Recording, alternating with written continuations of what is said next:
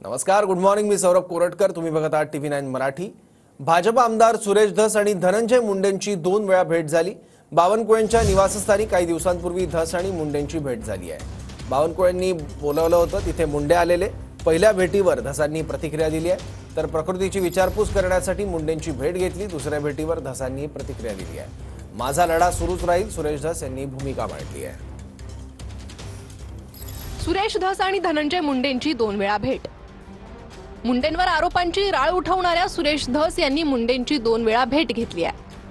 गेल्या 15 दिवसांमध्ये सुरेश धस आणि मुंडेंची 2 वेळा भेट झाली आहे. मंत्री आणि भाजप प्रदेशाध्यक्ष चंद्रशेखर बावनकुळेंच्या घरी धस आणि मुंडेंची पहिली भेट झाली.